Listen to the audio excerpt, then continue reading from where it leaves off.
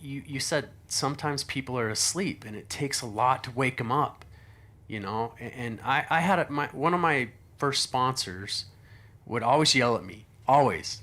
And I remember I'd go, like, I remember crying one night because he yelled at me, but I look back on it now and I tell this story because that's exactly what I needed at the time. And every time I left, every time we separated from a meeting or he always would give me a hug and say, Nate, I love you. I'm doing this because I want the best for you. He always made a point of telling me that. And I knew that. And I think it's just,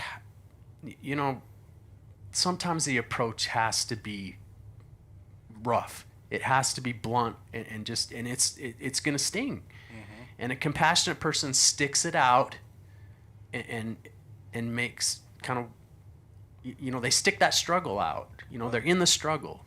But it's not always going to feel like compassion. It's right? not always going to feel that way. That person, yes. That sponsor of yours, yelling at you like that did not feel compassionate to you. It felt like that. It felt compassionate? No, it didn't. Right, it didn't right, feel compassionate, is what I meant. But like in retrospect, you're able to see. I'm able to see it now. That he was doing that because he loved you. Mm-hmm. And because he did have compassion for your situation. Right. Yeah. And so I'm grateful for those people that are able to tell me the things I need to hear and wake me up, because letting a person sit in their own shit, and just keep doing it over and over again is not healthy. Mm-hmm. If you can identify something and help that person see that something's wrong in their life or their behavior, it might not be pleasantly received, but if you're willing to stick it out with them and help them through it, yeah, great. Or accept the fact that they don't want to receive the message. Right. Yes, and sometimes they don't. Yes, right, yes. Like you said, like you respond to Wes's directness as do you. Don't be a bitch. I do not. Yeah. You know what I mean? Like it doesn't resonate with me. Yeah. But that doesn't mean that it's not going to resonate with everybody. Well, and there was a time that it wouldn't have resonated with me either. Right. And I remain willing. Right, and to that point is like, we're not going to get through to everybody. Mm-hmm. I mean, what works, you could go to 2 people or 3 people with the exact same amount of effort, emotion, and because I've never had a sponsee that I worked on with one more than the other, right? Like it wasn't ever with what I came at them with. It was what they came back at me with, right? So we go out into the world and my compassion grows and it shrinks and it grows and it shrinks, but we go out into the world with this amount of compassion towards our fellow man, and some people will receive it and some people won't. And I think it's important for people to understand that if that message of compassion is not received, even though it's well intended, that's not necessarily a fail on your part. Right. We're not going to get to everybody. We're not going to save everybody. Really, ultimately, it bounces back to us.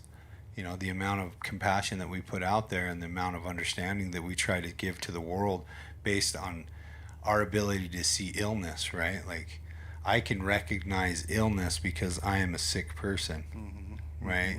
I can recognize a food disorder pretty much based on the way that you look, right? And I can have compassion for that.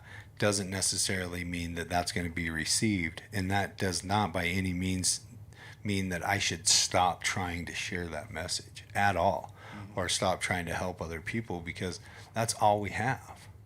That's all I have, right? If I'm not out trying to make other people's lives better, what the fuck is the point of any of this? Mm-hmm. What is the point?